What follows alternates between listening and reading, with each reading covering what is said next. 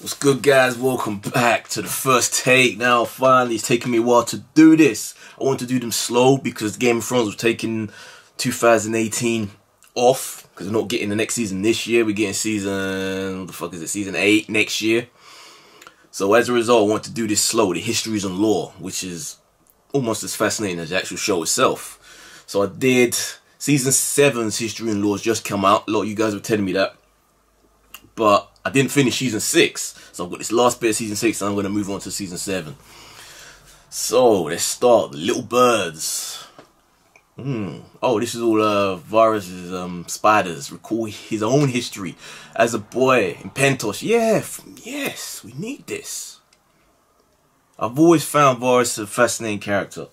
You know, talks about shit that happened to him that is, well, let's talk about it. Let's let him tell us. I've actually kind of missed watching it, you know. Men called me the Spider long before I came to Westeros. As a young thief in Pentos, I seemed to have 8 hands, each dipped into a stranger's pocket. But the other thieves didn't appreciate my skill, and they had size and strength that I couldn't match. When they discovered why, I was beaten and told that a eunuch boy doesn't belong in the streets, but in the brothels, as any slaver would know. I managed to escape them, and took to sleeping in the sewers by day and prowling the rooftops by night. Barely one step ahead of starvation, much less slavery. Then I met Illyrio Mopatis. He was a bravo who lived by his sword, but his mind was sharper than his blade. I proposed an arrangement. I would spy on lesser thieves and steal their takings. Illyrio would offer help to the thieves' victims, promising to recover their valuables for a fee. Soon every honest man knew to come to Illyrio, whilst the city's cut purses sought me, half to sell me what they'd stolen, and the other half to slit my throat. Sadly for them, Illyrio needed my throat more than he needed theirs. Most thieves, like most men, are fools who think no further than turning a night's plunder into wine. It's true. Luckily, as the other thieves had reminded me, I was not a man. Nor were those I hired with the gold we earned. I chose the smallest orphan boys and girls, the ones who were as quick and quiet as me, and taught them to climb walls and slip down chimneys. My little birds left the shiny trinkets for common thieves, and instead stole letters, ledgers, and charts. Secrets. Secrets are worth far more than silver or sapphires. True. Later, I taught my little birds to read the letters themselves and leave them where they lay, so no one would know of our intrusion. Illyrio and I grew so rich that Illyrio wed a princess of Pentos, whilst whispers of my talents reached the ears of a very anxious king across the narrow sea, who did not trust his son, nor his wife, nor his hand. Nor should he have, as I told him once I arrived and raised more little birds. They thought it the most amazing game to discover all the secret tunnels through the Red Keep, and listen to all the whispered secrets from within the castle walls. I often wonder what became of my little birds once I left King's Landing. Most likely they returned to Flea Bottom, or worse, grew up. One day I'll hear their song again. Until then, well, the world never lacks for orphans. Little birds sing in the west, and little birds sing in the east, and a harpy flies into a spider's web. I would have liked to hear about how he became a eunuch. He alluded to it a little in the show, but... In the long and glorious history of men butchering each other, we riverfolk make the best meat. How else can you explain why anyone would stay in a land of constant carnage for thousands of years? If it wasn't the first men killing the children of the forest here, it was the Andals killing the first men and then each other. Even when the Riverlands finally united behind the kings of House Justman, the unusual silence of peace attracted the Storm Lords, Westermen, and those bloody Ironborn to try and take our grain, gold, and women. The problem is, and has always been, that the Riverlands have no natural defenses. Unlike the north, we don't have the neck to keep invaders waist-deep in muck. Unlike the Vale, we don't have mountains with narrow passes easily defended by stable boys with slings. Unlike Dawn, we don't have a blazing sun. Well, the Dornish. My ancestors may have had a funny taste in sigils, but they knew one thing. If you plan on staying in the Riverlands, you'd better have a strong castle. My ancestor, Axel Tully, bright man that he was, realized that most soldiers can't swim, and raised his castle of Riverrun where the Red Fork and the Tumblestone rivers meet. He built right up to the water on each side, daring attackers to force a crossing. If they wore armor, they'd drown. If they didn't, our archers would feather them from the battlements as they paddled. An army could still assault Riverrun from the west, however, so my ancestors dug a wide moat along our western wall, connecting the rivers on either side of the castle. When any would-be conquerors showed up, we opened a series of gates and flooded the moat, transforming Riverrun into an island fortress with enough stores to last years. As the invaders starved in their camps, they'd watch us fish off our walls, just for variety. And because we were bored, eventually they all skulked home. In the 1,000 years that Riverrun has stood, not once has it been taken by force. It's a proper castle. You want it? You have to marry into it. Even the damned Freys knew that much. That junk toll collectors living on a bridge instead of beneath it like the rest of their kind. Fucking hate the Freys. Finally, a Lord of the Crossing Hate passed the off on his Freys. route to his liege lord, House Tully. My nephew Edmure. People say Lord Walder arranged the Red Wedding to punish Robb Stark. I say he did it just as much to steal Riverrun. They've always envied our castle. Maybe they think two rivers can wash off filth that coats them. They'll never know. The Lannisters could grant Riverrun to the Freys for 1,000 years, but that doesn't mean they can have it. Do you think it was hard to convince Tully's soldiers to turn against the Freys? Do you think we won't enjoy watching them simper as winter bears down on their pitiful Look at him chilling. I even carved a new fishing rod for the occasion. When the starving Freys look up at our walls, we'll wave our trouts at them. Yeah, be careful, an arrow don't come hit you, bro. The face, Dothraki. Okay. Between the free cities and the bones, between the shivering sea and Slaver's Bay, spreads the Dothraki Sea. Named not for its waters, but for how freely its conquerors roam upon it. A traveller on the Dothraki Sea will find few villages and no farms, because the Dothraki view it as a sin to cut into their Mother Earth with ploughs and shovels, and the Dothraki know only one punishment. The closest the Dothraki approach to civilization is Vaes Dothrak, though to outsiders it doesn't look like a city. There are no walls, because the Dothraki believe only cowards hide behind them, instead of facing an enemy blade in hand. But the Dothraki couldn't do that here either. Within the bounds of the city, no one, not even the mightiest Carl, may carry a blade, by order of the priestesses of the Dosh Kali.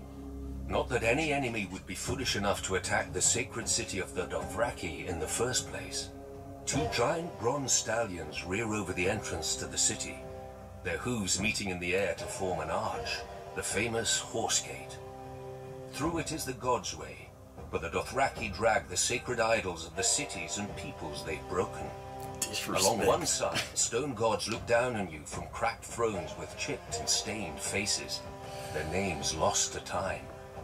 Across the road, monsters watch you pass, black iron dragons with jewels for eyes, roaring griffins, manticores with barbed tails poised to strike, and other terrible beasts from every corner of Essos. But there is nothing to fear. If these gods and devils had any power, it would never have ended here. Not all foreign gods in Vaes Dothrak are broken. In the famous eastern and western markets, merchants worship their god of trade with the sufferance of the Dothraki. who themselves don't understand buying and selling. The Western Market is a great square of beaten earth filled with animal pens, drinking halls, and a maze of stalls and crooked aisles. Ain't beating the earth Even almost goods as from bad as Westeros clowning, find though. their way here, though the merchants who sell them wouldn't know a Lannister from a Frey. The Eastern Market is fittingly a stranger place. The elders of the Dosh Khaleen view it with suspicion, and most Dothraki stay away. They aren't wrong. The great elephants, the basilisks and silver cages, and the striped black and white horses of the Yorghos Nai are harmless enough. But I can see how the elders wouldn't want their younger members to see the warrior maids of Hir Kun, who wear iron rings in their nipples and rubies in their cheeks. Or listen to the shadow men, who cover their bodies with tattoos and hide their faces behind masks, and whisper dark secrets for a price. Wait to This is see all more the of this Dothraki that foreigners in the never show. know. For only Dothraki are permitted into the inner city, where the Dosh Khaleen live out their lives. A blood rider, drunk on fermented mare's milk, once told me that the Dosh Khaleen are stewards. They prepare for the day when every rider of every Khalasar shall return to the city. And the Dothraki truly will be one blood and one Khalasar again, under the greatest Khal of all, the stallion who mounts the world. He will ride to the ends of the earth and grind nations into dust, and take the whole world as his herd. Or so the prophecy goes. Yet the world is vast, with many places a horse can't go. The stallion who mounts the world couldn't rear above a mountain range, or leap across the sea. Still, the world has been conquered before, just not with stallions.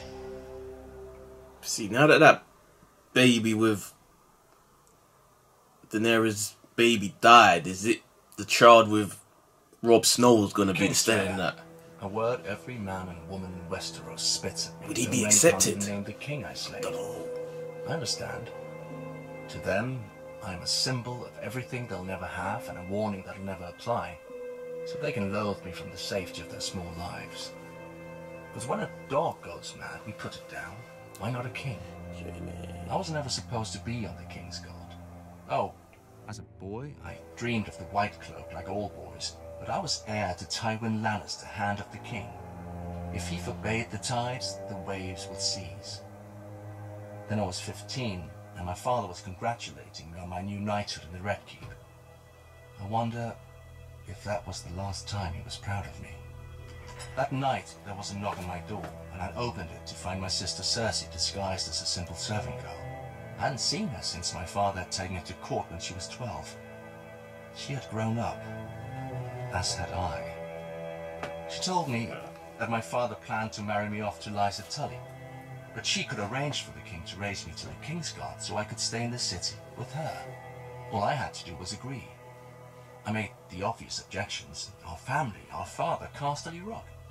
Until she asked, "Is it a rock you want? Or me?"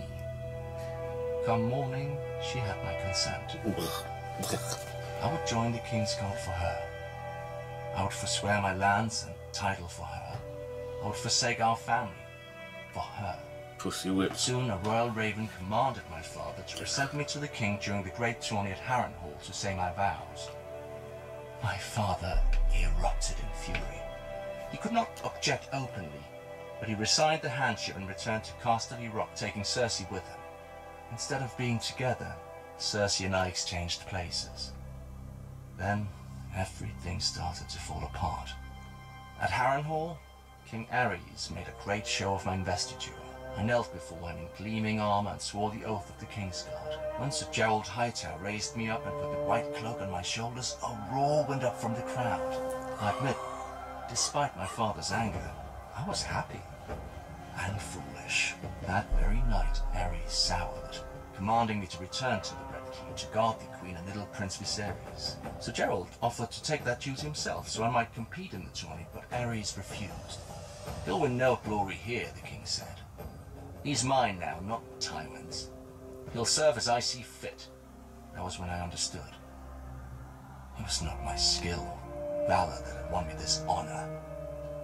The Mad King had chosen me to spite my father and steal his heir.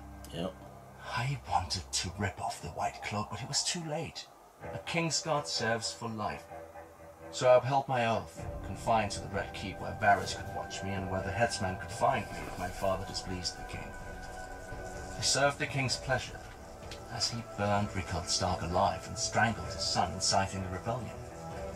I defended the king's honor against courtiers as his generals lost battle after battle with Robert. I kept the king's secrets when his pyromancers hid caches of wildfire beneath King's Landing. I gave the king counsel when my father's army was at the city gate, and Grand Maester Pycelle lied that my father had come to save him. Many forget that I also tried to defend the king from harm. When the Lannister soldiers poured through the gates, it fell to me to hold the Red Keep as the only Kingsguard in the city. I knew we were lost and sent to Aerys, asking his leave to make terms. My man came back with a royal command. Bring me your father's head if you are no traitor. Aerys would have no yielding. His pyromancer was with him, my messenger said. I knew what that meant. Aerys Targaryen was alone in his throne room when I found him, picking at his scabbed and bleeding hands. The fool was always cutting himself in the Iron Throne. Burn them, he kept muttering. Aerys had decided to let Robert be king after all, over the charred bones and ashes of King's Landing. He must have thought his pyromancer was near enough to obey him, but I'd killed him a few minutes before in the courtyard. As I approached the throne, sanity flashed behind the king's eyes for a moment, just long enough to read the look in mine. His eyes grew huge and the royal mouth drooped open in shock. He turned and ran. A single thrust was all it took to end the greatest dynasty the world had ever seen. Beneath the empty eyes of the dead dragons on the walls, the last dragon king squealed like a pig and shat himself. So easy, I thought. A king should die harder than this. My father's knights burst into the hall in time to see the last of it, so there was no way for me to vanish and let some braggart steal the glory or blame. I knew at once when I saw the way they looked at me, it would be blame. Lannister or no, I'd been one of Aerys' Kingsguard. I commanded them to announce that the Mad King was dead, and to spare all those who yielded. They asked me if they should proclaim a new king as well. I knew what they meant. Would it be my father, or Robert Baratheon, or maybe the child Viserys who'd fled to Dragonstone?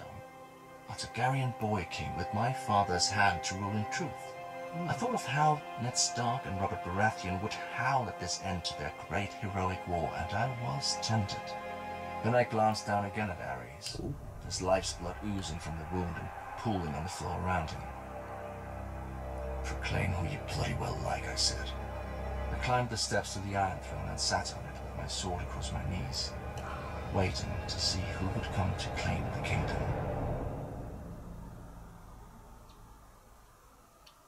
Sick. The King Smoot. Ah, you're in Granger. Westeros has 7 We kingdoms, need more of these guys. but the Iron Islands have hundreds. Every ship on the waves is a kingdom, and every captain on his deck is a king. Really? Greenlanders will bow to a man whose only claim is dropping out of the right cunt. Okay. But the Ironborn spend their lives at sea. We know that if a captain is weak, his men drown. If he's foolish, his men drown. But if he's strong, his men carve their names into the world with blood, steel, and song. Any man with a ship may claim the Salt Throne, but the rest of the Ironborn have to give it to him in the King's Smoot. Our priests claim the first king of the Iron Islands was the Grey King, who ruled over the sea itself in the dawn of days. He took a mermaid to wife and stole fire from the storm god, and carved the first ship from a demon tree that fed on human flesh. That's when cool. he died, his 100 sons slaughtered each other until only 16 remained. Since none could overpower the rest in battle, they came together and chose the strongest to be their king. And so began the tradition of the King's Smoot. That's sick. That's sick. I like that. A story for children who don't know that grey is what men become after their strength has fled, or that brothers do not easily submit.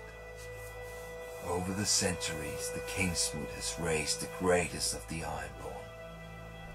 Corrid Horror, whose word was law whenever men could smell the salt air or hear the crash of waves. He sacked Old Town and defeated the River King, taking 3 young sons as hostages. When their father's tribute was late, Corrid cut out their hearts with his own hand. When the father marched for vengeance, Corrid smashed his army and gave this River King to the drowned god. Harwin Horror, born to a king who had a fleet he didn't sail and swords he didn't blood. As an unruly and worthless youngest son, Harwin was sent away to the east to vanish, and so he did. But when his father died, Harwin returned to the Iron Islands for the King's Moon. An elder brother objected, so an elder brother fell off a horse, and at the King's Moon no man objected. Harwin launched his father's ships for Westeros and took 10 times the Iron Islands from its weak lords who never expected to face an Ironborn king as skilled on land as at sea. For Harwin had breathed with Eastern pirates and served with Eastern sellswords and learned more of war than the Ironborn could imagine. After Aegon and his dragons burned our last king, Aaron the Black, and broke our armies, the defeated Ironborn chose my ancestor, Rickon Greyjoy, as Lord of the Iron Islands, not king. For centuries after, the Kingsman was a joke that the Ironborn didn't get. When a Lord Greyjoy died, the captains would meet and choose his eldest son to succeed him. Of course they argued over it just long enough to show they weren't now like the very mainlanders they despised. Once more was a true king, my own brother Balon, who had the balls to seize the driftwood crown, but not the brains to hold it. He's the first king the Iron Islands have had in centuries, and the fool would be the last. The Kingswood once chose him over me. They will not have that choice next time. There's definitely something going on with them, because remember when he became the king, they drowned him, the drowned gods, but he didn't die. So that mermaid thing may not be a full myth. But I never saw a king. They just want to see him. After the war ended, I heard it all started when an exiled royal bastard raised an army of sellswords, and the rightful king sent his own army to stop an invasion. Sounds simple the way the maesters tell it, but an army isn't like a dog that comes when you whistle. The king calls on great lords, who call on lesser lords, who send out their captains to round up all the peasant men on the land the lord claims to own. If the lord is wise and generous, his new soldiers are given steel swords and wooden shields to fight his battles. Most of our army fought with sharp sticks. Singers still sing of the valiant heroes made in the war. Sir Brynden Tully, the Blackfish, Sir Tywin Lannister, and Prince Aerys Targaryen, Sir Barristan Selmy the Bold, who slew the bastard Pretender and ended the war at a stroke. But the king whose crown we were defending never came. He mattered too much, I suppose. His hand commanded the crown's armies and died valiantly in his son's arms. Or so the singers say. I never saw that either. I did see the soldiers when they came to our village. They declared I was too young to fight, but my brothers and friends were all going and I wouldn't be left behind. My oldest brother said I could be his squire, though he wasn't a knight, just a potboy armed with a stolen kitchen knife. He'd never need it. I saw him collapse on the march from fever, along with many from the village. I saw our shoes fall apart on the road, our clothes rot off our bodies, and half of us shitting our beds from the sickness and fear. And then we got to the war. In the stepstones, I saw a mace cave in my last brother's head. I saw the lord who led us there cut down, and some other lords shout that we were his now. One day I looked around and realised all my friends and kin were gone. I was fighting beside strangers under a banner I'd never seen. Didn't know where I was or how to get home. When a lord rode up shouting at us to form ranks with our scythes and hoes, I couldn't remember which side I was on. Then the knights came down on us, faceless men, all in steel, and the thunder of their charge filled the world.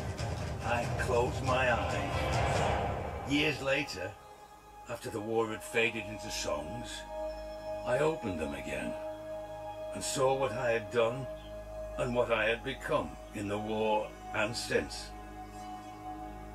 I went looking for a way back home. I know I'll never reach it, But that doesn't mean I don't need a guide. He was a cool character, man. It's a shame you had to kill him off so quick. Oh, Children of the Forest versus the First Men. Yeah. Tell me. Come to Westeros with men. In the dawn of days, the children of the forest fought the giants. But neither race sought to destroy the other, or lay claim to the continent. They couldn't.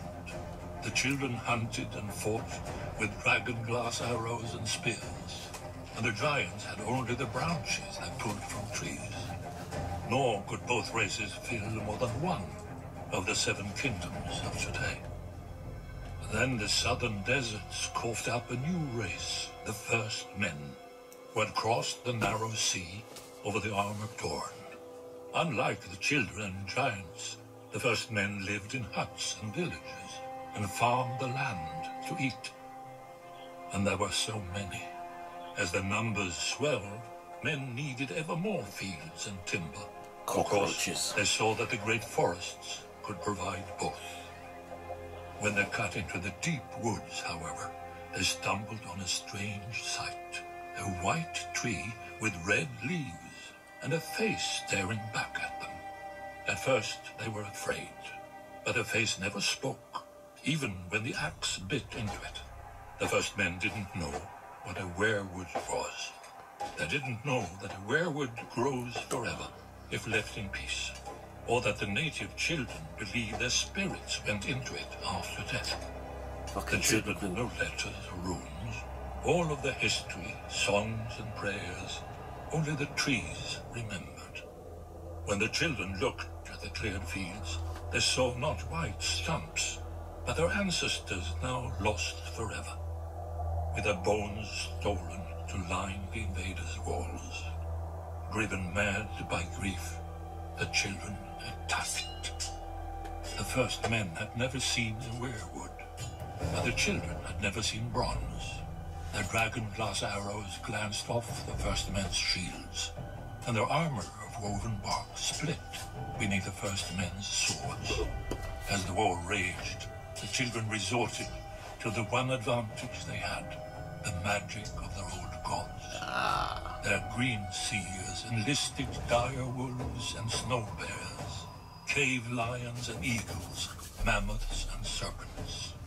In return, the First Men cut down and burned every weirwood they could find, fearing that the children would spy on them through the faces in the trees.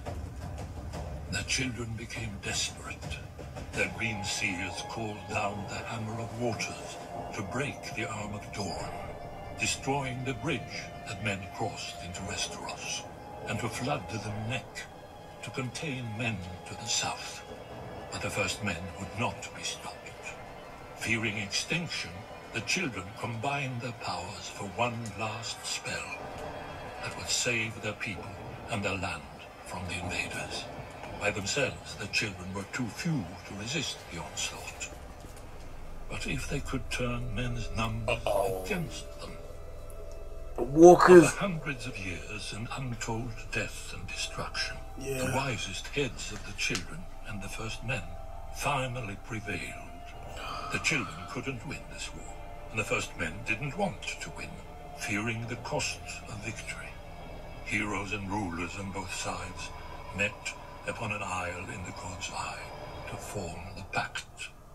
The children gave up all the lands of Westeros, save for the deep forests, and the First Men swore that they would no longer cut down the weirwoods. Thus ended the Dawn Age and began the Age of Heroes. Yet after the dawn must come the night. The great evil that the children unleashed in the war returned centuries later, and only an alliance between the children and men defeated it. Now it comes again, when the children are a shadow of what they were, and men have long forgotten. But the trees remember, and Brandon Stark must learn. Or, as we watched the First Men, so we will watch the last.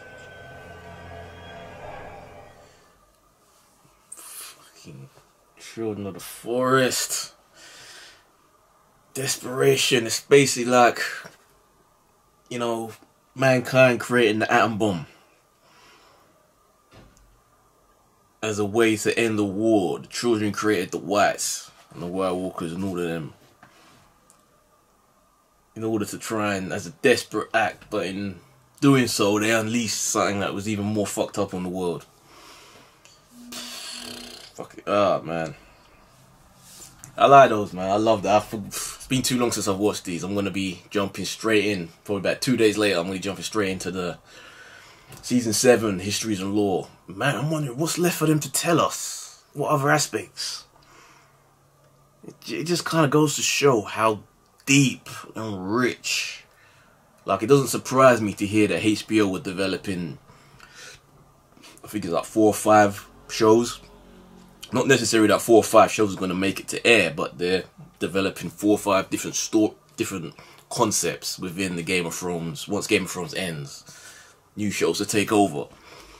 So we may get, hell, if they're good, all 5, probably 2 or 3 maybe. I guess it depends on which are the best ones. Maybe only 1, but the fact that they're doing all of these different ideas is fascinating. It shows you complete different aspects of this world. It's a massive world. Dude, George R.R. Martin, man. Tolkien would have been proud. Wouldn't have approved because of the adult content, you know. Tolkien wasn't really about that life, but, man, you can't diss it, man. It's too epic. Too epic. Yeah, so, I've been Ed Reese. This has been my first take to the final part of Season 6, Game of Thrones History and Lore. And I'm going to be jumping straight into Season 7 in days. Later, guys.